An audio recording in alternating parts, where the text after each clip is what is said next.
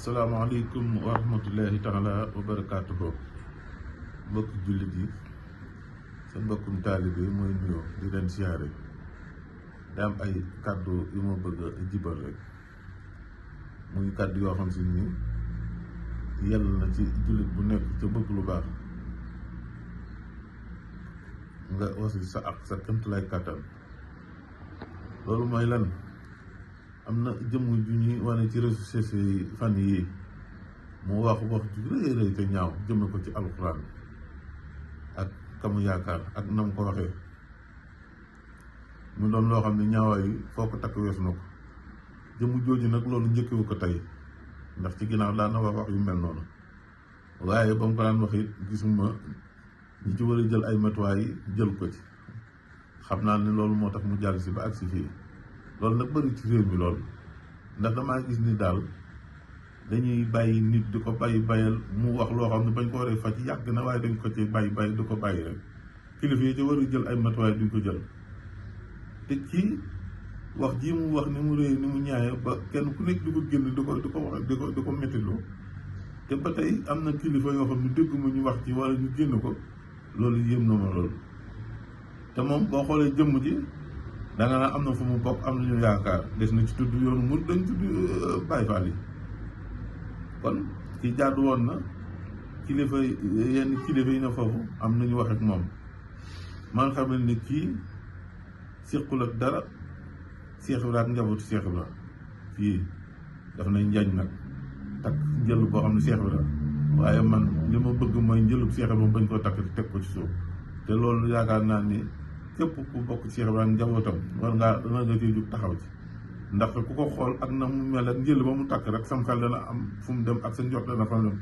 te fekk ni taxawul ak loolu laaluñu loolu, ndax Cheikh Ibra moom ak njabootam lépp lu ñu am alxuraan la. seen njaboot lépp ku nekk xam na ni njabootu Cheikh Ibra li ñuy daj ci alxuraan ak di ko jàng ak di ko bind ak di tabax yi daara kenn xamul nu mu toll. te moom wax ju ñaaw ji mu wax boo xoolee jëmm jéeg melokaana bi ak photo bi mu takk sam xel dana am lu dem. man di leen kii siqul ak dara njabootu Cheikh Ibra jegewuñu laalewuñu.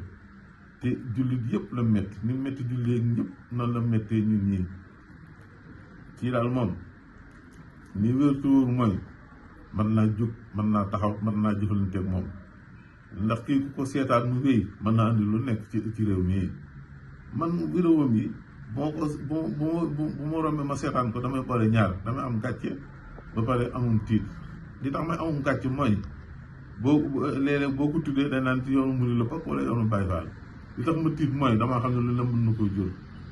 kon kii nitu fitna la te day yee fitna.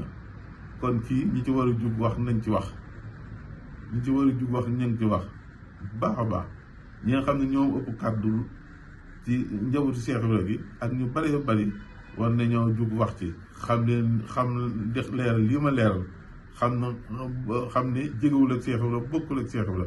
nee nañ ci waa njàmbe borom daal la xawma, waaye kàddu ci njabootu Cheikh Ibra gi ak ñu bëree bëri war nañoo jug wax ci leeral lii ma leeral.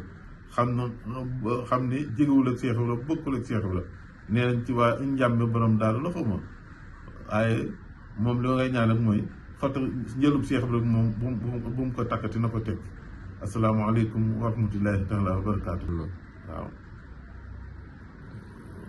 mbokkum taalibe de moo doon wax ak yéen di Cheikh Ibrahima Fall moom sëñ Abdoulaye Fall ndax moom Cheikh Ibrahima Fall moo doon leeral yi kàddu jëme ko ci jëmm jooju.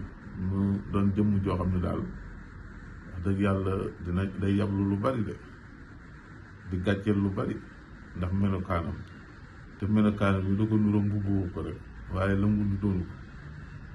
kii daal nañu wax ak moom, jëflanteeg moom, ndaxte nit la koo xam ne baaxul day yàq. asalaamaaleykum wa rahmatullahi taala wa barakaatu.